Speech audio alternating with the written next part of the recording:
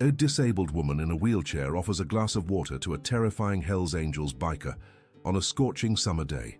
He drinks it in silence, nods, and disappears on his roaring motorcycle.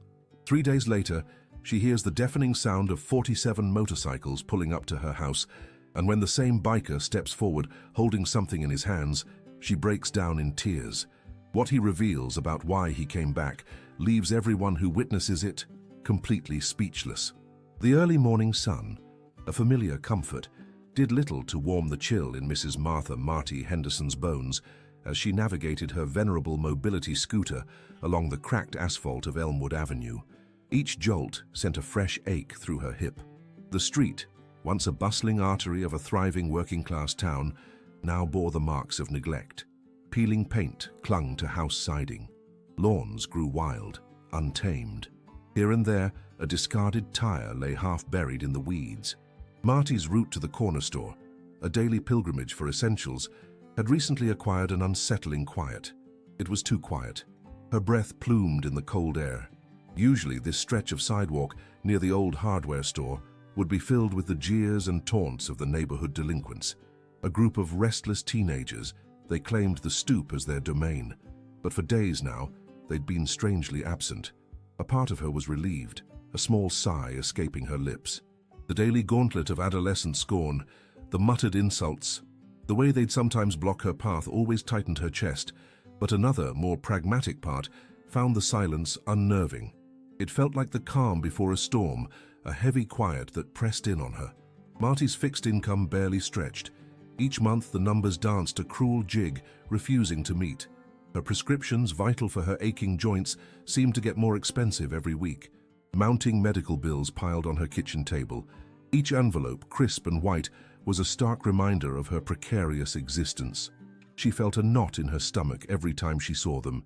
Yet, it was the slow decay of her own little bungalow, her home for 50 years, that truly gnawed at her. The leak in the roof, a dark stain spreading across the ceiling, dripped steadily when it rained.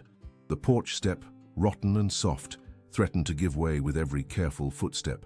It was a silent threat to the last bastion of her independence. Her sanctuary was crumbling around her. Her mind drifted back to a week ago. It had been a sweltering afternoon, the kind that felt like a furnace blast. The air hung thick and heavy, pressing down on everything. Her scooter, usually reliable, had sputtered near the old bridge. A cough, a gasp, then silence. It had died, leaving her stranded. The sun beat down, relentless, on her exposed skin. Her throat felt parched, like sandpaper. Panic, a cold dread, began to coil in her belly. She was alone. It was there she'd first encountered him. Butch Cassidy. He was a figure carved from rough leather, and the hard lines of a life lived on the edge. His Harley-Davidson, an imposing chrome-plated beast, was now stubbornly silent by the roadside, just like her scooter. He looked less than pleased. His gaze, a quick, dismissive sweep, moved over her. He saw an old woman, frail, stuck. Marty felt a familiar pang of being invisible. Despite her own discomfort, the dwindling contents of her water bottle, and the dryness in her mouth, Marty, ever the Samaritan, had offered him her last sip. Her hand trembled slightly as she held it out. "You look like you could use this, son," she'd rasped. Her voice was thin but firm. She met his eyes, a steady, unwavering gaze. He stared back, surprised. A gruff biker stranded, and this old woman was offering him water? He mumbled something, a refusal, a protest. But Marty had insisted. She pulled out her battered flip phone. "I'm calling a tow service for you," she'd declared, ignoring his protests. He was a stranger, yes, but no one should be left stranded under that brutal sun. It was simply the right thing to do. She knew what it felt like to be helpless. Butch, a Vietnam veteran, had bristled at her unsolicited help. His eyes, deep-set, held the ghosts of forgotten battles. They were weary, guarded. He'd seen plenty of folks like Marty in his travels, invisible to most, dismissed by many. Yet they possessed an inner grit, a quiet strength that most people never understood. Her sheer unyielding kindness, offering what little she had to a stranger, had pierced through his hardened exterior. It was a small crack, barely visible, but it was there. He watched her, truly watched her, as she made the call. A strange warmth, unfamiliar and unexpected, bloomed in his chest. The quiet days that followed that encounter with Butch had been a strange reprieve. Marty still made her way to the store, her worn basket clutched tightly in her lap. But the gauntlet of adolescent scorn, the daily fear, seemed to have vanished. She'd seen the punks, of course. They still lurked in the shadows, their restless energy palpable. But they no longer singled her out. Instead, they'd scatter. They'd disappear into alleys like shadows at the approach of a certain black pickup truck or at the rumble of a lone motorcycle. Marty, though grateful for the peace, couldn't shake the feeling that something was amiss. The silence felt heavy, watchful. It was a peace she hadn't earned, a peace she didn't understand. Her thoughts, however, were quickly consumed by the more immediate crisis of her home. A notice from the city had arrived, tucked into her mailbox. It was a stark warning, a cold official pronouncement. Code violations, the peeling paint, the sagging porch, the leaky roof, all of it. The letter spoke of the potential for condemnation if repairs weren't made. Her hands trembled as she read the words. It felt like a death knell. The cost of a new roof alone was astronomical, a sum she couldn't even fathom. Her heart hammered against her ribs. Where would she get that kind of money? She felt the walls of her world closing in. Her once sturdy haven, the place she'd called home for half a century, now felt like a crumbling prison. The fear was a cold hand gripping her throat. She was alone, with nowhere left to turn. She was alone, with nowhere left to turn. The weight of the city's notice pressed down on her chest, a suffocating burden. Each ticking second felt like a countdown to the loss of everything she held dear. Her throat tightened, and she could feel the familiar sting behind her eyes, but she blinked it away. Tears wouldn't fix the roof. Tears wouldn't pay the bills. Butch, meanwhile, hadn't forgotten Marty. Not for a single day. Her simple act of generosity, that small bottle of water, had resonated deeply within him, stirring a sense of duty he hadn't felt since his days in uniform, fighting a different kind of battle. It was a rare, pure kindness in a world that often felt cold and transactional. He'd shared the story with his brothers at the local chapter house, a dimly lit space filled with the scent of old leather and strong coffee. He painted a vivid picture of the frail woman, her shaking hand, her unwavering spirit in the face of her own obvious need. "She ain't got much, not a darn thing, but she gave it all," he'd rumbled, his voice uncharacteristically soft, a contrast to his usual gravelly tone. His brothers, a diverse group of hardened men with hearts forged in shared experiences, listened intently, their faces grim, understanding the unspoken code. They knew what it meant to be down and out, to be overlooked. The tale of Marty's quiet kindness and the subsequent discovery of her daily harassment by the neighborhood punks, her silent struggle against an uncaring world, spread through their network like wildfire. The code of loyalty, respect, and gratitude ran deeper than blood in their brotherhood. It demanded a response, a powerful, undeniable one. Butch and a few of his most trusted crew began to patrol Marty's neighborhood. They moved like shadows, a silent, watchful presence.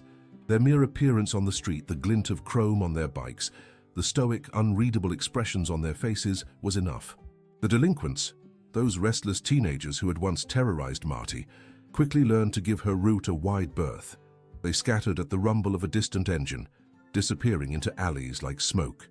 The bikers became an unspoken shield, a force of quiet deterrence, their actions a stark contrast to their often misunderstood image as troublemakers. They were guardians, unseen, unheard, but their presence was profoundly felt. Marty noticed the change, the sudden, inexplicable peace, but she couldn't quite grasp its origin. She just felt a tiny, fragile seed of relief begin to sprout in her weary heart. One crisp morning, the air still carrying the bite of autumn, Marty found a large, strangely wrapped package on her porch. It was propped against her worn front door, almost too heavy for her to move. Her heart gave a little flutter, a mix of curiosity and apprehension. Inside, nestled in layers of protective bubble wrap, was a gleaming, custom-built mobility scooter. Its metallic blue paint shimmered under the weak morning light, catching her eye with an almost magical glow. It was a marvel of engineering, sleek and powerful, far superior to her old, sputtering model that had served her faithfully, if grudgingly, for so many years. She ran a trembling hand over its smooth, cool surface. Attached was a small, unsigned card tucked under a strap. It simply stated, "For a true American hero." Marty's hands trembled even more as she read the words, a wave of confusion mixed with profound gratitude washing over her. Her eyes welled up. Who could have sent such a magnificent gift? She tried to dismiss it, thinking it must be a mistake, a package delivered to the wrong address, but the card was clearly, unmistakably meant for her. The scooter, a symbol of newfound freedom and independence, only deepened the mystery of the quiet neighborhood, the sudden disappearance of the bullies. It all connected somehow, in a way she couldn't yet articulate, but she felt it in her bones. Her relief, however, was tragically short-lived. Later that very day, a stern-faced city inspector arrived, a man named Mr. Harrison. He was impeccably dressed, a stark contrast to Marty's faded housecoat, and held a pristine clipboard in his hand.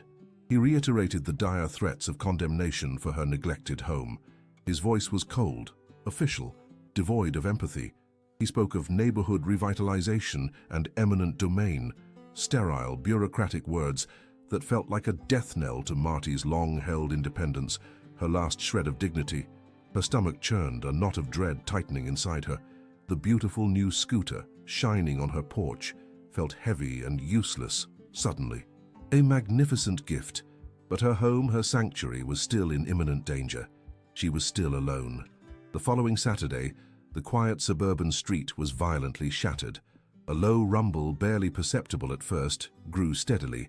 It became a deep, throaty growl, then a thunderous roar that vibrated through the very foundations of Marty's little bungalow. Not just a few bikes, but a seemingly endless procession of them. 250 motorcycles, their polished chrome glinting fiercely under the bright morning sun, roared into Elmwood Avenue, turning every single head. It caused a ripple of alarm and bewilderment among the usually placid neighbors who peered out from behind their curtains. The sheer scale of the convoy was breathtaking, an audacious spectacle unlike anything the sleepy town had ever witnessed. The air thrummed with power and purpose. Butch led the charge, his imposing Harley at the front, a silent beacon. He guided his brothers, a disciplined, formidable force, directly to Marty's crumbling bungalow. Mr. Harrison was still there, clipboard still in hand, making his final self-important threats, gesturing emphatically at the peeling paint and the sagging porch. The inspector's face was a mottled red, a mixture of indignation and frustration. He was used to being in charge, to wielding bureaucratic power without challenge. He expected deference. As the roar of engines finally settled into a powerful, resonant hum, Butch dismounted, his heavy boots hitting the pavement with a decisive, unyielding thud. He approached Marty, who stood utterly bewildered on her porch, her hand instinctively clutching her chest. The new scooter, that magnificent blue machine, was a silent sentinel beside her, almost dwarfed by the sheer presence of the bikers. Behind him, a disciplined line of burly men, some with leathery faces and long graying beards, others younger and clean-cut, began to unload. Not weapons, but tools, lumber, roofing materials, shingles, tarps. They moved with a practiced, quiet efficiency from accompanying trailers. This was no casual visit. Butch held out a thick, official-looking envelope. "Ma'am," he said, his voice gravelly, but infused with a profound, almost gentle kindness. "You helped a brother out when he was down. Really down. We don't forget that, not ever." Marty's hand shook uncontrollably as she took the envelope, her fingers brushing against his calloused ones. Inside, she found more than just papers. There was a receipt for a newly established trust fund, meticulously set up to cover all her outstanding medical and prescription bills, past, present, and future. Her eyes widened, tears blurring the words. Then, a detailed, professionally drawn plan for the complete restoration of her home.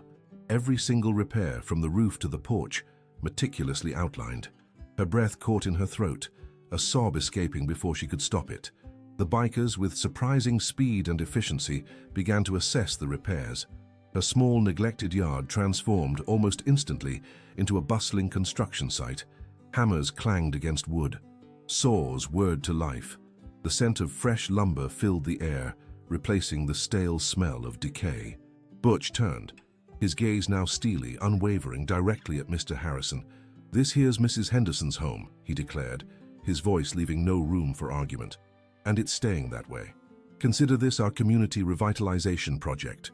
Mr. Harrison spluttered, his mouth opening and closing uselessly. His face went pale, then a sickly green. He had never, in all his years, seen anything like it. His authority had evaporated. Marty's neighbors, who had watched her struggles with quiet indifference, with a polite distance that felt like abandonment, now stood absolutely agape. They witnessed a profound public restoration of dignity and compassion. Tears streamed down Marty's face, hot and thick, tasting of salt and a lifetime of unspoken burdens. She watched the men work, their focused, determined movements. A silent promise of security and belonging bloomed, vibrant and real, in her heart. With her magnificent new scooter gleaming beside her, she felt a joy, a freedom, a sense of hope she hadn't known in years. She was ready to navigate not just the broken streets of Elmwood Avenue, but the entirely renewed landscape of her life, protected, and finally, truly seen. The world had shifted forever. The thunderous roar of the motorcycles had softened, but the hum that now permeated Elmwood Avenue was a symphony of purpose. Marty watched, tears still blurring her vision, as her neglected yard became a hive of disciplined activity. The bikers moved with a surprising grace, their burly frames belying the precision of their movements. Hammers clanged against the old wood of her porch, a steady rhythmic beat. Saws whirred, cutting fresh lumber that smelled of pine and possibility. The stale scent of decay that had clung to her home for years began to dissipate, replaced by the clean, sharp aroma of new construction. It was a sensory onslaught, overwhelming yet utterly comforting. Mr. Harrison, meanwhile, had retreated. He stood on the sidewalk, a solitary figure of indignation, his clipboard clutched to his chest like a shield. His face, a moment ago a canvas of bureaucratic authority, was now a pale mask of bewilderment and impotence. He spluttered a few inaudible words, gesturing wildly at the organized chaos, but no one paid him any mind. The bikers, his unwelcome audience, simply ignored him, their focus unwavering. Eventually, with a frustrated sigh that was more air than sound, he turned and stomped away, his footsteps echoing his defeat on the cracked pavement. Marty watched him go, a small triumphant smile touching her lips. The world had indeed shifted. Butch, after his brief, powerful exchange with the inspector, returned to Marty's side. He didn't say much, just a nod, a silent acknowledgement of her presence, of her worth. He moved with the quiet confidence of a man in charge, directing his crew with subtle hand gestures, his voice rarely rising above a low rumble. Marty, still trembling slightly, found herself sinking onto her new scooter, the soft seat a welcome support. She watched the organized spectacle, a profound sense of gratitude washing over her. She'd always been a fiercely independent woman, used to weathering life's storms alone. This sudden, overwhelming outpouring of help was foreign, yet deeply, wonderfully comforting. One of the younger bikers, a man with kind eyes and a neatly trimmed beard, approached her. "Ma'am, we're going to need to get that old roof off," he said, his voice gentle. "Might be a little noisy for a bit." Marty nodded, her voice still a little shaky. "It's fine, son. Any noise is better than the rain coming through." He smiled, a genuine, warm smile. "We'll have it watertight by sundown, I promise." Days blurred into a whirlwind of activity. The bikers, a rotating crew, worked tirelessly. The old, sagging porch was systematically dismantled, then rebuilt with sturdy new wood. The peeling paint was scraped away, revealing the solid bones of her little bungalow, which were then lovingly coated in fresh, bright white. The leak in the roof, a persistent torment for years, was sealed, covered with new shingles that gleamed in the sun. Marty's home, once a symbol of her declining independence, was rapidly transforming into a testament to community and care. Marty spent her days on her new scooter, navigating the bustling construction site that was her yard. She brought out pitchers of iced tea and plates of cookies, simple gestures of appreciation that the bikers accepted with gruff thanks and genuine smiles. She learned their names. Snake, a grizzled veteran with a heart of gold. Rhodey, a younger man who always made her laugh. Doc, who seemed to know a little bit about everything. They treated her with a respect she hadn't felt in years, not just as an old woman but as ma'am, a title of honor. Butch was a constant presence overseeing the work, his eyes missing nothing. Marty found herself watching him, a strange familiarity tugging at the edges of her memory. His eyes in particular held a depth, a quiet sadness that resonated with something deep inside her. One afternoon, as he took a break, wiping sweat from his brow, Marty wheeled her scooter closer. "You know," she said, her voice soft, "you remind me of someone." Butch looked at her, his expression unreadable.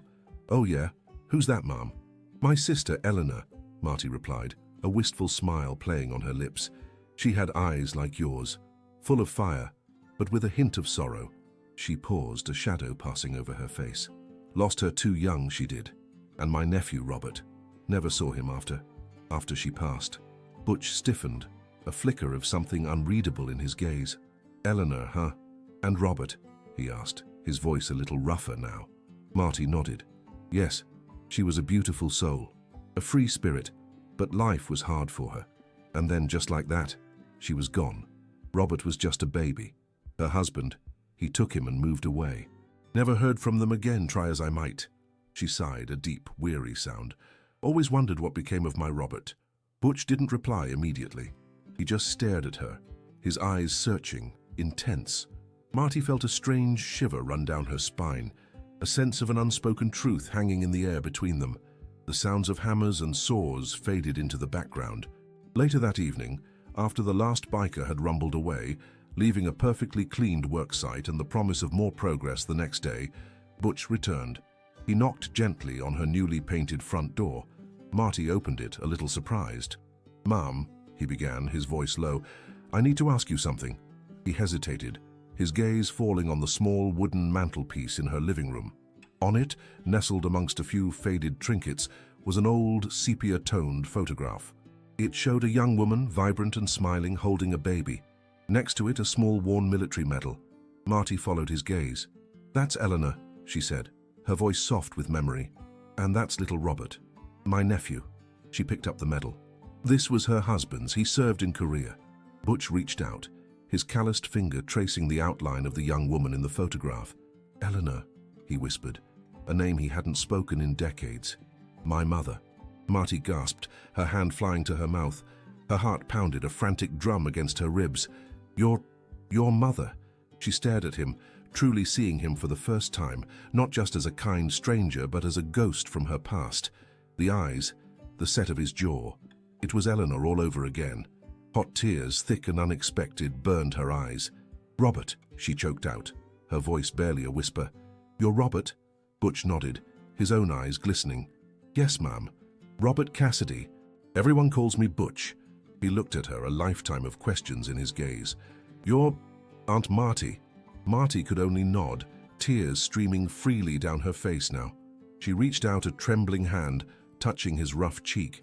He leaned into her touch, a lifetime of unspoken longing in his eyes. The revelation hung in the air, heavy and profound, connecting their two disparate worlds with an invisible thread of blood and shared history. The pieces of Marty's past, of Butch's past, clicked into place with an emotional force that left them both breathless. The quiet of the little bungalow filled with the unspoken weight of years, of separation, of a family finally, miraculously reunited. But before continuing and finding out what will happen to Marty, please like and activate the notification bell. That way YouTube will notify you whenever a new video is released on our channel. Now tell me, if you were in Marty's place, how would you react to finding out the man who saved your home was your long-lost nephew? Tell me in the comments and I'll leave a heart on each comment. Now, back to our story. The truth, once spoken, settled over them like a warm blanket. Marty pulled Butch into a tight embrace, her frail arms wrapping around his strong, unyielding frame. He held her just as fiercely, burying his face in her silver hair, a deep, guttural sound escaping his throat. It was a cry of relief, of sorrow for lost years, and of profound, unexpected joy. The smell of fresh paint and new wood, still lingering in the air, mingled with the scent of his leather vest, a strange but comforting combination. "I tried to find you, Robert," Marty sobbed, her voice muffled against his chest. "After Eleanor, after your father took you away, I looked everywhere, but he was so angry, so bitter.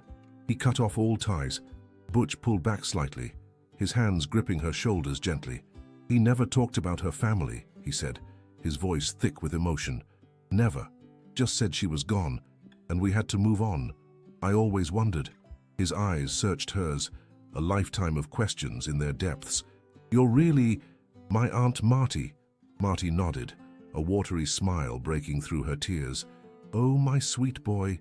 Yes, your mother's sister, my Eleanor." She reached up, cupping his face in her hands.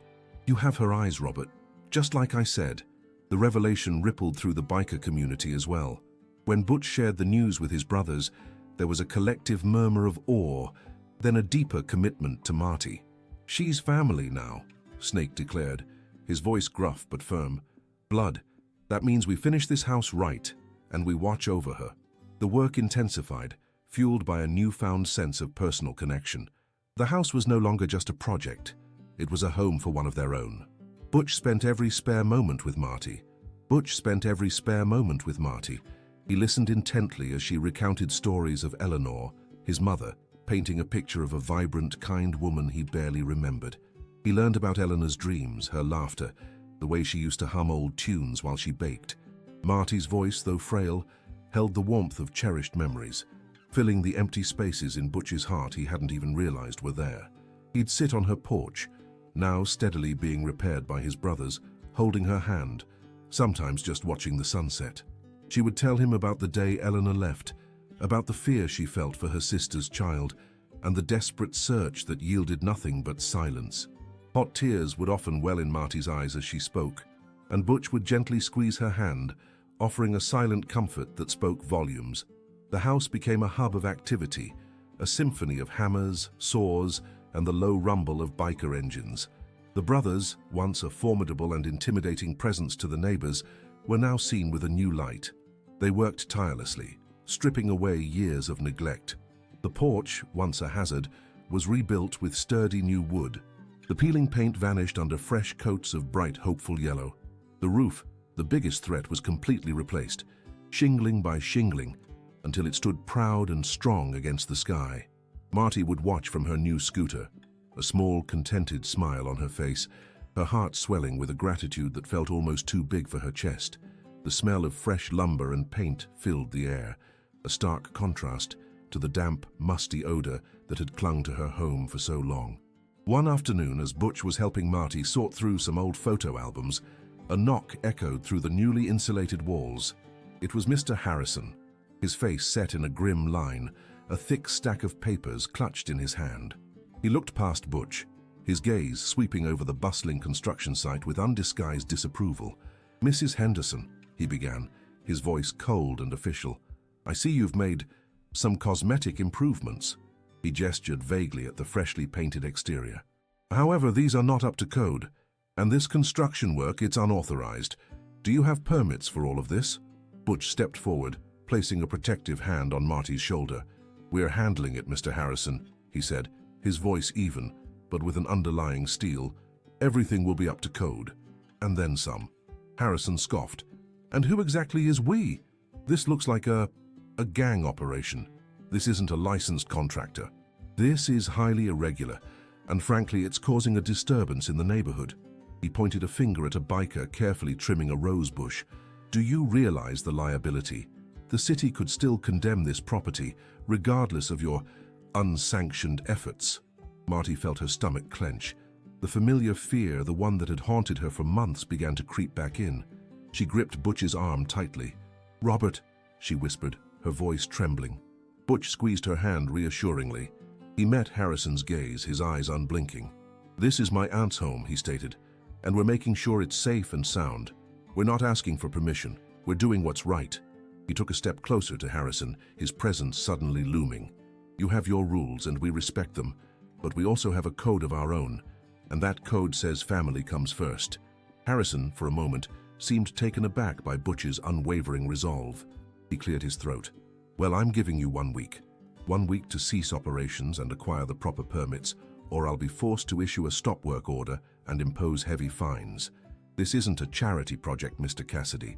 This is city property compliance." He turned on his heel, muttering about proper channels and neighborhood standards as he walked away, his words leaving a bitter taste in the air. Butch watched him go, a muscle twitching in his jaw. Marty looked up at him, her eyes wide with worry. "He's not going to stop, is he, Robert?" she asked, her voice small. "He wants this house. I just know it." "He's not getting it," Butch said, his voice firm. He knelt beside her, taking her hands in his. I promise you, Aunt Marty, this house is yours, and no city official is going to take it from you. Not now, not ever. He looked around at the buzzing activity, at the faces of his brothers, all working with a quiet determination. He knew they wouldn't back down either. This was more than just a house, it was a symbol of their commitment, their loyalty, and their newfound family. Butch didn't waste any time. He spent the next few days not only overseeing the repairs, but also making phone calls. He talked to lawyers, to city planners, to anyone who would listen, learning the intricate dance of permits and regulations. He discovered that Mr. Harrison had a reputation for being overly aggressive, especially with older, vulnerable homeowners. In areas marked for revitalization, there were whispers of developers with deep pockets, eager to acquire properties like Marty's for new, high-end construction. The pieces of the puzzle began to click into place, revealing a more sinister motive behind Harrison's relentless pursuit. It wasn't just about codes, it was about profit. The bikers, meanwhile, worked with a furious intensity. They understood the new deadline, the unspoken threat hanging over their efforts. Snake, a burly man with a heart of gold, took charge of the plumbing, his tools clanging rhythmically. "We'll get this done, Butch," he grunted, wiping sweat from his brow. "Harrison ain't seen a crew like us before." The sheer determination on their faces, the way they moved as a single, coordinated unit, spoke volumes. They were building more than a house, they were building a fortress for Marty. Marty, despite the renewed tension, found herself feeling stronger, more resilient than she had in years. She watched Butch, marveling at the man he had become, his gruff exterior still there, but softened by a tenderness she knew was reserved just for her. He would bring her a cup of hot tea in the evenings, listening patiently as she shared her fears and hopes. He even started telling her stories from his own life, tales of the road, of camaraderie, of the struggles he'd faced. She saw the ghosts in his eyes, the weariness of a life lived hard, but she also saw a deep well of kindness and a fierce loyalty that warmed her to her core. He was her Robert, her nephew, a piece of Eleanor she thought was lost forever. But before continuing and finding out what will happen to Marty, please like and activate the notification bell. That way YouTube will notify you whenever a new video is released on our channel. Now tell me, if you were in Marty's place, how would you react to Mr. Harrison's continued threats, knowing you have your nephew and his friends protecting you? Tell me in the comments and I'll leave a heart on each comment. Now, back to our story. The week flew by in a blur of activity. The house was nearly finished, transformed from a crumbling ruin into a vibrant, welcoming home. The new windows gleamed, the fresh paint shone, and a small, meticulously tended flower bed bloomed by the porch. It was a testament to the bikers' dedication, a silent defiance against the city's threats. Marty's neighbors, who had initially watched with a mixture of suspicion and curiosity, now offered tentative smiles and even brought over cookies, a subtle shift in the neighborhood's once indifferent atmosphere. They saw the care, the hard work, and the love poured into Marty's home, and it was hard to ignore. Butch, however, knew Harrison wouldn't give up easily. He had heard the whispers, seen the paperwork outlining the city's plans for redevelopment.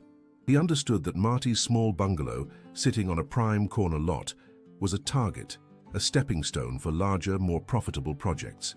He knew Harrison was just a pawn, but a dangerous one, backed by powerful interests. The confrontation was coming, and Butch was ready. He had spent his life fighting battles, both seen and unseen, and he wasn't about to let his newly found family be trampled by bureaucracy and greed. He looked at Marty, sitting peacefully on her newly installed porch swing, a blanket draped over her lap, and felt a surge of fierce protectiveness. This was his mother's sister, his last living connection to a past he'd yearned to understand. He would not fail her. He called a meeting with his brothers. They gathered in Marty's living room, now bright and clean, the scent of lemon polish mingling with the faint aroma of leather and engine oil. The mood was serious. Butch laid out the facts, the city's plans, Harrison's motives. "This isn't just about a house anymore," he said, his voice low and steady. "This is about protecting family. This is about standing up for what's right." His brothers nodded, their faces grim but resolute. They were ready. They had always been ready for a fight, but this time it was personal. Marty, listening from the kitchen, felt a chill run down her spine, but it was quickly replaced by a warmth that spread through her chest. She wasn't alone anymore. She had a family, strong and loyal, ready to face whatever came next. The fear was still there, a tiny knot in her stomach, but it was overshadowed by a profound sense of belonging. The air in Marty's newly renovated living room hung heavy, not with the dust of construction, but with the unspoken weight of impending battle. Butch's words, "This isn't just about a house anymore. This is about protecting family," echoed in the quiet space. A solemn vow. The brothers dispersed, their usual boisterous energy subdued by the gravity of the situation. They moved with a quiet purpose, checking their bikes, conferring in low tones, their leathery faces etched with determination. Marty watched them go, a complex mix of fear and profound gratitude swirling within her. She was 82 years old, and for the first time in decades, she felt truly seen, truly protected. The next morning brought no reprieve. Instead, a sleek black sedan pulled up to Marty's curb. Mr. Harrison emerged, his sharp suit a stark contrast to the freshly painted, vibrant blue of Marty's house. He held a new document, crisper and more official than the last, his expression a mask of bureaucratic indifference. He didn't even bother to knock, striding directly to the porch where Marty sat, her hand instinctively reaching for the sturdy armrest of her new scooter. "Mrs. Henderson," Harrison began, his voice devoid of warmth. "Despite the cosmetic improvements, the city's decision stands. This property is slated for eminent domain. We have an offer for you, a final offer. Sign this, and you can avoid further legal complications." He extended a clipboard, its papers rustling in the gentle breeze. The words, "eminent domain," hung in the air like a death knell, cold and final. Marty's heart hammered against her ribs, a frantic bird trapped in a cage. Her hands began to tremble. This wasn't just about money, it was about her home, her memories, her very independence. She looked at the document, then at Harrison's unyielding face and felt a wave of despair wash over her. Just as her resolve wavered, a familiar rumble vibrated through the street. Not one, but several motorcycles appeared, seemingly out of nowhere, parking in a neat line behind Harrison's sedan. Butch dismounted first, his gaze fixed on Harrison, a silent challenge in his steely eyes. Snake, Reaper, and a few other brothers followed, their presence a formidable, unspoken threat. They didn't speak, didn't gesture, but their collective silence was more powerful than any shout. Harrison, for the first time, looked visibly uncomfortable, his eyes darting from Butch's unwavering stare to the formidable figures of the other bikers. Butch stepped onto the porch, placing a reassuring hand on Marty's shoulder.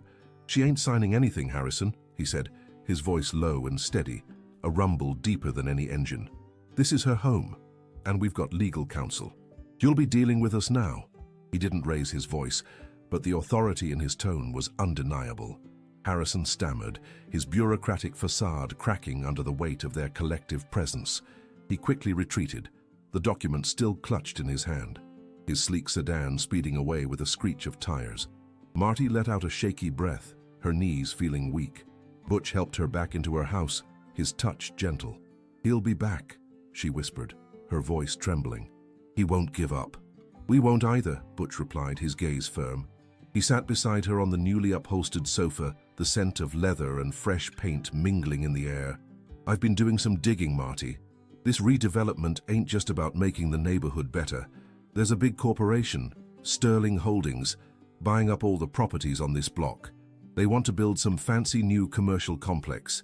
Your house, being on the corner, is crucial to their plans." Marty gasped, her eyes wide. "Sterling Holdings? That's a huge company. My Robert used to talk about them. He said they were ruthless." A flicker of pain crossed her face. Robert, her beloved nephew, Eleanor's boy. The thought of him, and the way he'd been taken from her, still brought a fresh wave of grief, even after all these years. Butch nodded. "Yeah, they're playing hardball, but we've got a plan. We've been talking to a lawyer, a good one who specializes in eminent domain cases. He says they can't just kick you out if the house is up to code and you're fighting it." He squeezed her hand. "We're not letting them win, Marty. Not this time." Marty looked at him, really looked at him, seeing not just the hardened biker, but the kind, loyal man who was fighting for her. "You know," she began, her voice softer, "your mother, Eleanor, she had that same fire in her eyes. That same stubbornness when she believed in something." A faint smile touched her lips. "She'd be so proud of you, Robert." Butch flinched, the name a bittersweet echo from a past he barely remembered. He cleared his throat. his gaze distant. I wish I'd known her better. Known you better." He paused, then met her gaze, a raw vulnerability in his eyes. "Thank you for not giving up on me, Marty, for seeing something worth fighting for." Marty reached out, her frail hand covering his calloused one. "Family doesn't give up, son, not real family, and you, Robert, you're my family, the only one I have left." A single tear traced a path down her wrinkled cheek, a tear not of sadness, but of profound relief and love. She felt a connection to him, a bond that transcended the lost years, stronger than any blood tie. He was the son she never had, the nephew she thought she'd lost forever, and he was here fighting for her, for their shared history, for their future. Butch felt a warmth spread through his chest, a feeling he hadn't experienced since he was a boy, a sense of belonging he'd always craved but never found, not even with his brothers on the road. This was different. This was familial love, unconditional and pure. He squeezed her hand gently. "We're gonna win this, Marty. For you, for Eleanor, for us." Over the next few days, the presence of the bikers became a constant, comforting shield around Marty's home. They didn't just guard, they continued to fortify. Reaper, a quiet man with surprising carpentry skills, reinforced the porch steps. Snake, with his plumbing expertise, checked every pipe and drain, ensuring everything was perfect. They even installed new outdoor lighting, casting a warm glow on the little bungalow at night. It was a silent, powerful message to Harrison and Sterling Holdings. This house was not abandoned. It was cherished, protected, and fiercely loved. Butch spent hours with the lawyer, poring over documents, researching city ordinances, preparing their defense. He learned about zoning laws, property rights, and the loopholes that powerful corporations often exploited. His mind, usually focused on the mechanics of bikes and the camaraderie of the road, now absorbed legal jargon with surprising intensity. He was driven by a fierce loyalty, a primal need to protect Marty, to right the wrongs of a past he was only just beginning to understand. Marty, meanwhile, found a new spring in her step. She used her new scooter to navigate the neighborhood, proudly showing off her restored home to the few neighbors who dared to approach. She even started a small vegetable patch in her backyard, nurturing the tiny seedlings with the same care she now felt for her rediscovered family. The fear still lingered, a phantom ache, but it was overshadowed by a burgeoning hope, a sense of purpose she hadn't felt in years. She knew the final confrontation was coming. Harrison wouldn't give up, but neither would they. They were ready. The city council meeting was scheduled for the following Tuesday. It was the last chance for Sterling Holdings to push through their eminent domain claim, and for Marty and her newfound family to fight back. Butch had rallied every brother, every friend, every person who believed in justice. They wouldn't be silent. They wouldn't be ignored. This wasn't just about one old woman and her house. It was about the soul of a community, about standing up to the powerful, about proving that true wealth wasn't measured in dollars, but in dignity, loyalty, and love. He looked at Marty, her face serene, a quiet strength radiating from her. He knew what he had to do. He would tell his story, their story, a story of unexpected family and unwavering resolve. The air in Marty's newly renovated living room hung heavy, not with the dust of construction, but with the unspoken weight of impending battle. Butch's words, "This isn't just about a house anymore.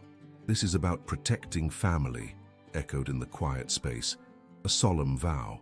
The brothers dispersed, their usual boisterous energy subdued by the gravity of the situation. They moved with a quiet purpose, checking their bikes, conferring in low tones, their leathery faces etched with determination. Marty watched them go, a complex mix of fear and profound gratitude swirling within her. She was 82 years old, and for the first time in decades, she felt truly seen, truly protected. The next morning brought no reprieve. Instead, a sleek black sedan pulled up to Marty's curb. Mr. Harrison emerged, his sharp suit a stark contrast to the freshly painted, vibrant blue of Marty's house. He held a new document, crisper and more official than the last, his expression a mask of bureaucratic indifference. Mr. Harrison stood on Marty's freshly painted porch, the crisp document held like a weapon. His eyes, cold and unblinking, scanned the vibrant blue house. He wasn't pleased. Marty's heart gave a little flutter, a familiar bird of dread trapped in her ribs. She gripped the railing, her knuckles white. "Mrs. Henderson," Harrison began, his voice flat, This is a final notice of intent to seize. Due to continued non-compliance with city codes, Sterling Holdings has been granted an expedited petition for eminent domain. He pushed the paper forward, its sharp edges a physical threat. You have 48 hours to vacate the premises. Marty gasped, her breath catching in her throat. 48 hours, it was impossible. Her vision blurred. The bright blue of her home now seemed to mock her, a false promise of security. Her hands trembled, a cold sweat breaking out on her forehead. The ground beneath her feet felt like it was crumbling. She opened her mouth to speak, but no sound came out. Just then, the familiar rumble of a Harley-Davidson echoed down Elmwood Avenue. Butch's bike pulled up to the curb, followed by Reaper and Snake. Butch dismounted, his gaze locking onto Harrison. His face was a mask of controlled fury, his jaw clenched tight. He walked towards the porch, his boots making heavy thuds on the newly laid path. "Is there a problem here, Mr. Harrison?" Butch asked, his voice low and gravelly, a dangerous edge to it. He stood between Marty and the city inspector, a solid, unyielding wall. Harrison's expression tightened. He clearly hadn't expected Butch to be there. "This is a private matter, sir. Official city business. This is my aunt's home and my family's business," Butch retorted, his eyes never leaving Harrison's. "And we have legal representation. Any further communication goes through our lawyer." He nodded towards Marty, a silent reassurance. "Marty, are you okay?" Marty nodded, her voice still trapped. She felt a wave of relief wash over her, a warmth spreading through her chest. Butch was here. She wasn't alone. Harrison scoffed, adjusting his tie. "Your lawyer won't change anything. The city council meeting is a formality. Sterling Holdings has a clear case."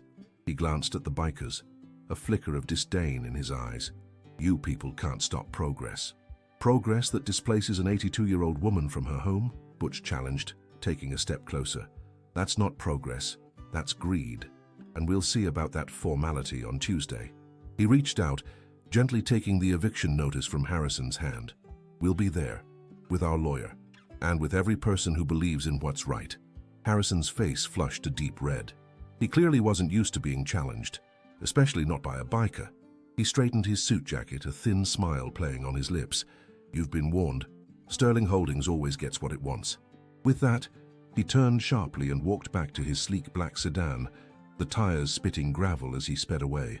Marty slumped against the porch railing, her legs suddenly weak. Her heart pounded against her ribs, but the fear was slowly replaced by a fierce resolve. She looked at Butch, her eyes brimming with unshed tears. "Thank you, son." Butch placed a hand on her shoulder, his touch firm and comforting. "We're not letting them take it, Marty. Not a chance." He crumpled the eviction notice in his hand. "Let's get this to the lawyer. He'll know what to do." Over the next few days, the little bungalow became a hub of quiet activity.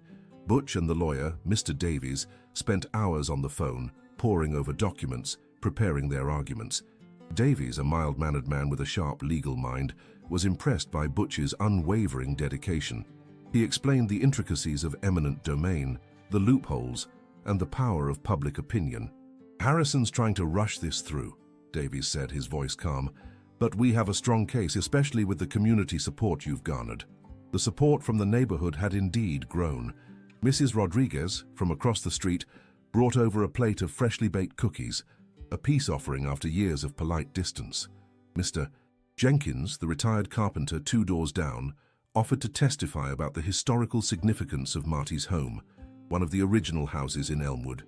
Even the teenagers, once a source of dread, now gave Marty a respectful nod, sometimes even helping carry her groceries. The biker's presence, initially alarming, had transformed into a symbol of protection, a visible sign that this community was not to be trifled with. Marty, too, found her voice. She remembered details about the city's original zoning plans, stories her father had told her about how Elmwood Avenue was specifically designated for single-family homes, protected from commercial development. She recalled old newspaper clippings, photos of her family on the porch, proving decades of unbroken residence and care. Her memories, once fragile and fragmented, now flowed with clarity, each detail a weapon in their fight. She shared everything with Butch, her eyes sparkling with a newfound energy. "My daddy always said this house has a soul," she told him, her voice strong. "And you don't let anyone steal a soul." Butch listened intently, writing down every word. Her stories were more than just evidence. They were the heart of their defense, a testament to a life lived with dignity and love. He felt a profound sense of pride in his aunt, this resilient woman who had endured so much, yet never truly lost her spirit. As Tuesday morning dawned, a thick fog hung over Elmwood Avenue, mirroring the tension that had settled deep in Marty's stomach. She dressed carefully, choosing her best floral dress, a symbol of her enduring hope.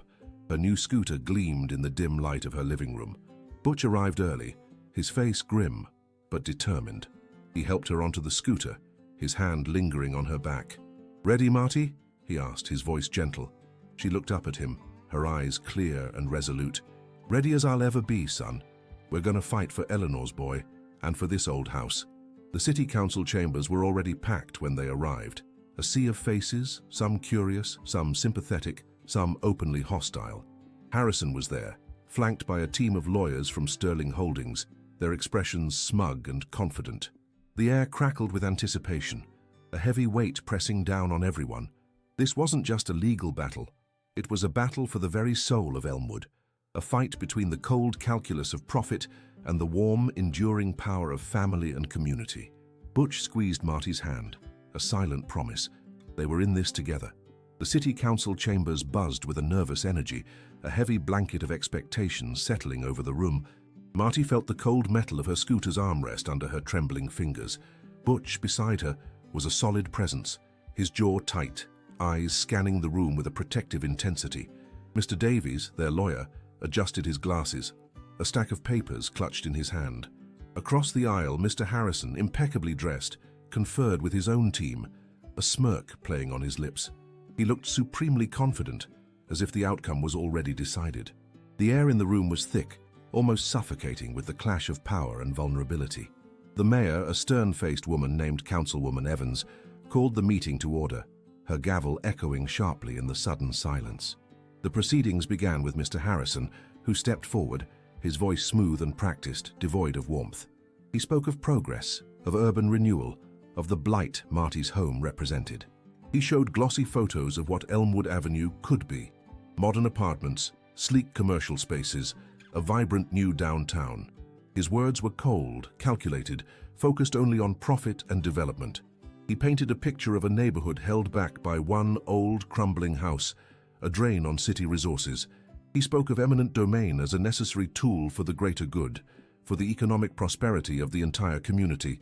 Marty felt a knot tighten in her stomach as he described her home, her sanctuary, as nothing more than an impediment, a decaying structure that needed to be erased. Her hands clenched, her knuckles white. A dull ache settled behind her eyes. Mr. Davies rose next, his voice calm but firm, a stark contrast to Harrison's corporate drone. He didn't have glossy photos of future skyscrapers. Instead, he spoke of history, of community, of the inherent value of a neighborhood's soul. He presented petitions signed by dozens of Marty's neighbors, testimonials about her kindness, her quiet resilience, her long-standing contributions to the fabric of Elmwood. He highlighted the sudden, aggressive nature of the city's code violations, conveniently timed with Sterling Holdings' interest in the area, suggesting a pattern of predatory behavior. He argued that eminent domain was being misused, not for public benefit, but for private profit, a thinly veiled land grab against the vulnerable. He mentioned Mr. Jenkins' testimony, speaking of the house's original craftsmanship, its place in Elmwood's founding, a piece of living history. The council members listened, some nodding slowly, others maintaining impassive faces, but a flicker of doubt seemed to cross a few of them.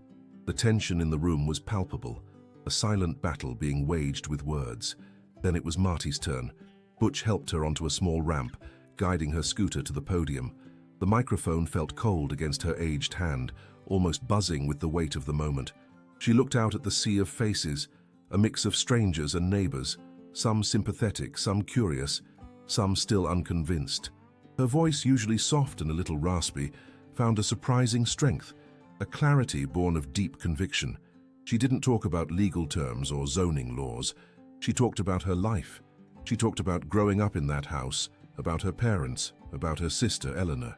She described the smell of her mother's apple pie baking in the kitchen, the sound of her father's laughter echoing in the living room, the way the sunlight streamed through the old stained glass window in the mornings.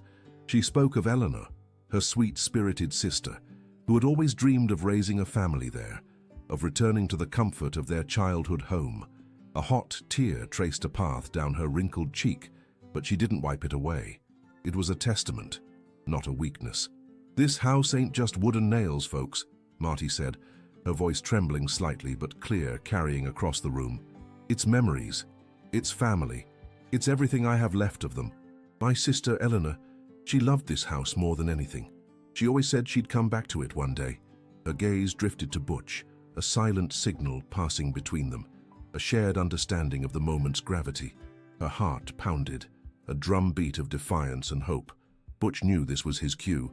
He walked slowly, deliberately, his heavy boots making soft thuds on the carpeted floor, to stand beside Marty. The room hushed, all eyes on the imposing figure of the biker, a stark contrast to the formal setting. Mr. Harrison shifted uncomfortably in his seat, a flicker of raw unease, almost panic in his eyes. He hadn't anticipated this. "Councilwoman Evans, members of the council," Butch began, his voice deep, resonating through the room with an unexpected tenderness. "My name is Butch Cassidy, and I'm Eleanor Henderson's son." A collective gasp ripped through the chambers. Murmurs erupted, quickly silenced by Councilwoman Evans's sharp rap of the gavel. Marty reached out, her hand finding Butch's arm, a silent squeeze of profound gratitude and love. She felt a warmth spread through her chest, a sense of rightness. "My mother, Eleanor, passed away many years ago," Butch continued, his gaze unwavering, directed not just at the council but at the entire room. "But before she did, she always spoke of her sister, Martha, and of this house. She told me stories just like Marty did. Stories of a home built with love, a place where family always came first, a place where you were always safe." He paused, letting the weight of his words settle, letting the emotional impact sink in. "I spent most of my life on the road, running from a past I didn't understand, running from a family I didn't know I had. But Marty, she brought me back. She showed me what family truly means. This house, it's not just Marty's home. It's my mother's legacy. It's my family's legacy. And Sterling Holdings, they can't put a price on that. You can't put a price on a lifetime of memories, on a family's heart." His voice, though still gravelly, held a raw, undeniable emotion that silenced even the most cynical. Mr. Harrison sprang to his feet, his face flushed scarlet with anger and frustration. "This is preposterous, a cheap emotional ploy. This man has no standing. He's a biker with no legal claim to this property or this discussion. This is irrelevant." His voice was shrill, losing its polished composure. "He's my nephew," Marty declared, her voice ringing out stronger than anyone expected, cutting through Harrison's outburst. Her eyes blazed with defiance. "Eleanor's boy, and he has every right to stand by his family just like any other man. Just like any son would stand by his mother's sister." Mr. Davies stepped forward, calmly addressing the council, his voice a steady anchor in the emotional storm. "Councilwoman, members, Mr. Cassidy's connection to Mrs. Henderson and her property is deeply relevant. It underscores the profound personal and familial ties to this home, demonstrating that its value far exceeds mere monetary calculation. This isn't just a property. It's a living testament to a family's history, a legacy that eminent domain was never intended to extinguish for the sake of private development." He looked pointedly at Harrison, his gaze unwavering. "To suggest otherwise is to ignore the very heart of this community, and indeed the very spirit of what makes a home truly sacred." The room was electric. The neighbors in the audience, who had watched Marty's struggles for years, now murmured in open support, their faces reflecting a mix of surprise and deep understanding. Mrs. Rodriguez dabbed at her eyes with a tissue, hot tears escaping. Mr. Jenkins nodded approvingly, a rare smile on his usually stoic face. Even some of the younger council members looked visibly moved, their earlier impassivity replaced by thoughtful expressions. The cold, corporate facade Mr. Harrison had tried to build was crumbling under the raw, undeniable force of human connection, of family rediscovered. The legal battle had just become intensely personal, a story of love and loss and redemption. Councilwoman Evans, her expression unreadable just moments before, now showed a hint of compassion in her eyes. She rapped her gavel again, a softer sound this time. "Order! Order in the chambers!" She looked from Butch to Marty, her gaze lingering on their intertwined hands, then to Mr. Harrison, her gaze hardening slightly as it met his indignant face. "Mr. Harrison, while your arguments regarding urban development are noted, the personal testimonies and the newly revealed familial connection presented by Mrs. Henderson and Mr. Cassidy introduce a significant emotional and historical dimension to this case. It's clear this is not merely an issue of property value, but one of deep human significance." Harrison, still fuming, tried to interject, his voice still edged with desperation. "But, Councilwoman, this is a clear attempt to manipulate sentiment. We have a binding offer, a legitimate plan for progress that will benefit hundreds." "Progress, Mr. Harrison," Councilwoman Evans said, her voice sharp, cutting through his protest, "must also consider the human cost and the soul of a community. A community is built on its people, on their stories, on their homes." She turned to the council members, her voice firm. Councilwoman Evans paused, her gaze sweeping across the faces in the crowded chambers. She saw the eager anticipation in the eyes of the neighbors, the quiet defiance in Marty's stance, the unwavering loyalty etched on Butch's weathered face. Then her eyes landed on Mr. Harrison, whose jaw was clenched, a vein throbbing faintly at his temple.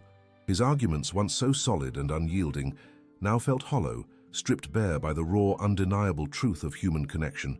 The sterile numbers and legal jargon he presented seemed to shrink in comparison to the vibrant, living history of Marty's home, a history now inextricably linked to a family rediscovering itself. She took a slow, deliberate breath, the weight of her decision heavy on her shoulders. This wasn't just about property lines or zoning ordinances anymore. This was about the soul of Elmwood, about what it meant to protect the vulnerable, to honor the past and to foster true community. Her own heart, usually guarded by the demands of public office, felt a faint stir of recognition, a memory of her grandmother's small beloved house, the scent of baking bread, the creak of the porch swing. These were the things that made a place a home, not just a structure on a map. Harrison, sensing a shift in the air, pressed on, his voice regaining some of its earlier arrogance, though tinged with desperation. "Councilwoman members, we cannot allow sentimentality to override sound economic judgment. This is a precedent-setting case. If we allow every individual with a sob story to hold up vital urban development, where does it end? Sterling Holdings has invested considerable resources. There are jobs, new businesses, a revitalized tax base at stake here. Are we truly going to prioritize one dilapidated house over the future prosperity of our entire town?"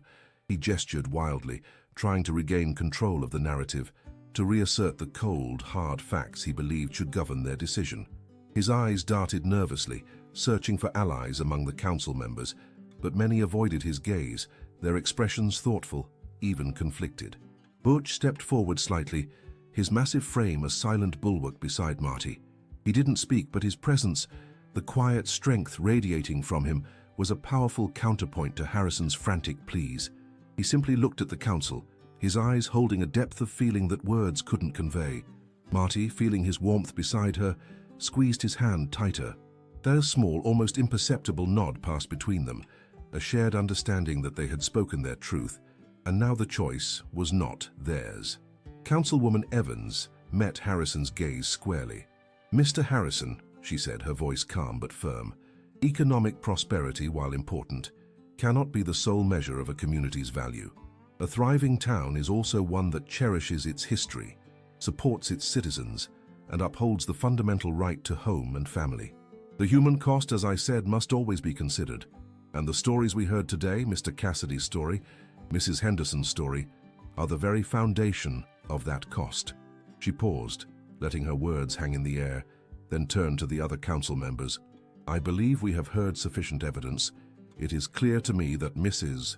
Henderson's property, in light of the newly presented familial connection and the profound emotional significance it holds, should not be subject to eminent domain for the Sterling Holdings project." A ripple of relief, like a collective sigh, swept through the audience. Mrs. Rodriguez openly wept, dabbing her eyes with a crumpled tissue. Mr. Jenkins thumped his fist softly on his knee, a wide grin breaking across his face.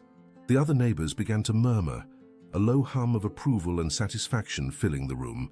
Harrison's face, already flushed, now drained of all color. He opened his mouth, but no sound came out. his carefully constructed arguments crumbling around him. Councilman Miller, usually a staunch supporter of development projects, cleared his throat. I concur with Councilwoman Evans. The testimony presented today has indeed shifted my perspective. While I value progress, I also believe in the integrity of our community and the preservation of its heritage. Other council members nodded in agreement, a quiet consensus forming. The tide had turned.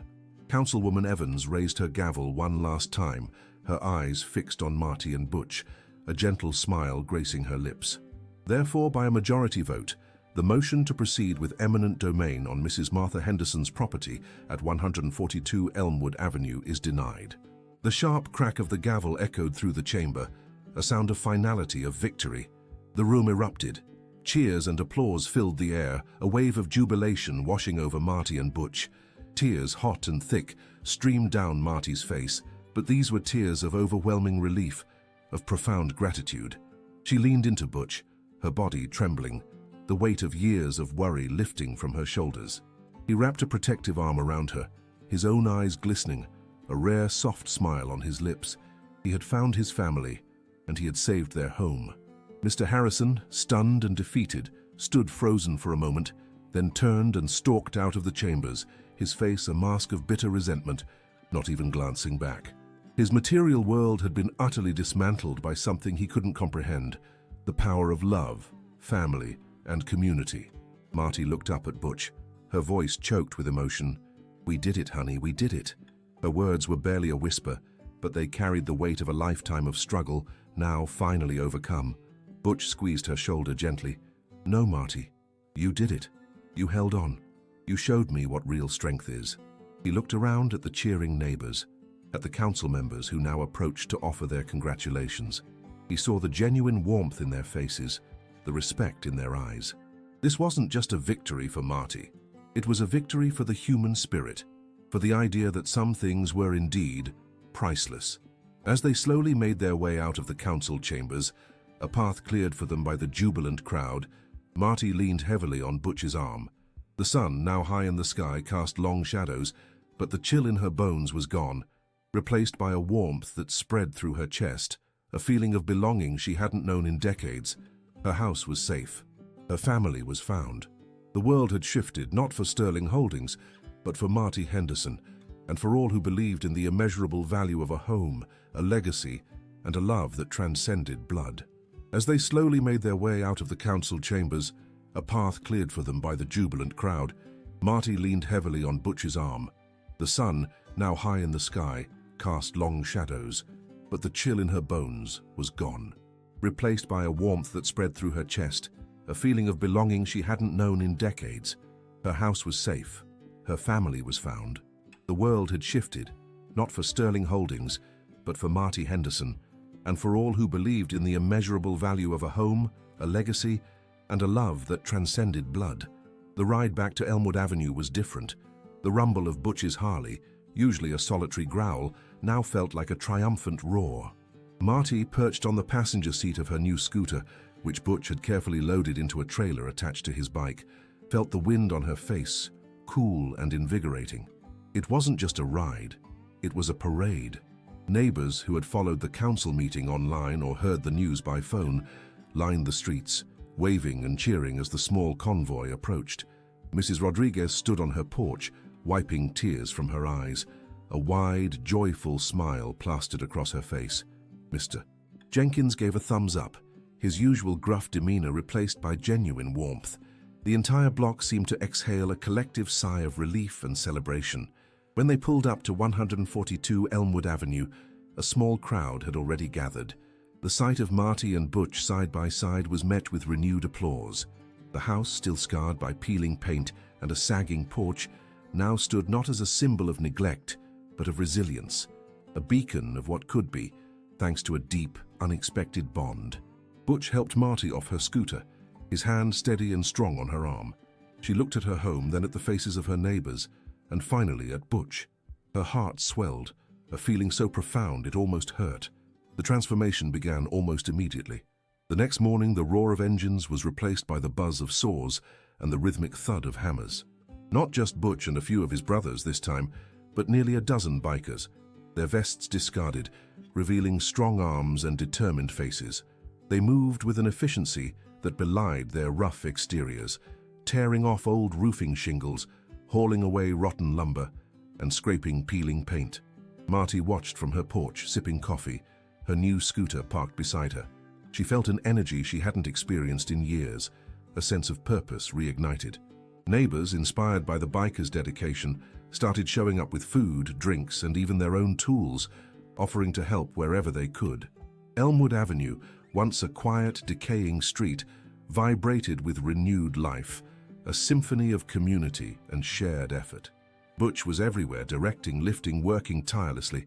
He'd pause occasionally, wiping sweat from his brow to check on Marty. She'd offer him a cool drink or a piece of Mrs. Rodriguez's famous apple pie, their interaction simple but deeply affectionate.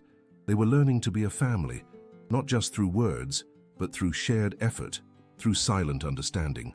Marty found herself telling him stories of her late husband, of their life in this house, of the dreams they'd once had. Butch, in turn, spoke of his time in Vietnam, of the brothers he'd lost, and the quiet ache of loneliness that had followed him for decades. Each story, each shared memory, wove another thread into the tapestry of their newfound relationship, making it stronger, richer. Weeks turned into months. The house at 142 Elmwood Avenue underwent a miraculous metamorphosis. A brand new roof, sturdy and gleaming, now protected it from the elements. Fresh, vibrant paint, a warm, welcoming cream, replaced the peeling facade. The porch, once a hazard, was rebuilt with strong new wood, complete with a ramp for Marty's scooter. Inside, the leaks were fixed, the walls patched and painted, and the old drafty windows replaced. It was more than just a renovation. It was a restoration of a home, a legacy, and a spirit. Marty, too, was transformed. Her eyes, once shadowed with worry, now sparkled with life. She moved with a newfound lightness, her back straighter, her voice stronger. Her new scooter, a symbol of her freedom, allowed her to navigate the newly repaired sidewalks, visiting neighbors, tending a small flower box Butch had built for her on the porch. She started a community garden in her backyard, an idea that quickly spread, with other neighbors joining in, bringing life and color back to their neglected plots. Elmwood Avenue was no longer just a street. It was a thriving neighborhood, a testament to what compassion and collective action could achieve. Butch had found his place. He had moved into the spare room, which he lovingly refurbished, making it a comfortable haven. He became Marty's unofficial caretaker, her confidant, her family. He'd drive her to appointments, help with groceries, and simply sit with her on the porch in the evenings watching the sunset, their silences comfortable and full. The bikers, his brothers, still visited regularly, not just to check on Butch, but to share a meal with Marty, to laugh, to be part of this new, vibrant community they had helped to build. They were no longer seen as intimidating outcasts, but as heroes, as neighbors, as friends. One crisp autumn afternoon, a few months later, Marty sat on her newly painted porch, a soft blanket over her lap. The scent of wood smoke mingled with the sweet aroma of baking cookies from Mrs. Rodriguez's house. Butch was tending to the rose bushes in the garden, his hands once calloused from handlebars, now gently pruning delicate stems. The house, her home, stood strong and beautiful behind her, a vibrant testament to resilience and love. She watched Butch, a profound sense of peace settling over her. Her late husband, George, would have loved him, she knew. He would have seen the good heart beneath the gruff exterior, the loyalty that ran deeper than any bloodline. And at that moment, Marty was certain that the greatest wealth was there, in the quiet companionship, the shared laughter, the comforting presence of a family she had found, and that no amount of money could ever buy it. Comment: true wealth. So I know you've reached the end of this story, and mark your comment with a beautiful heart. And just like the story of a community transformed by unexpected kindness, I have another exciting narrative to share with you. Just click on the video that's currently appearing on your screen and embark on another thrilling story. Big hug, and I'll see you there.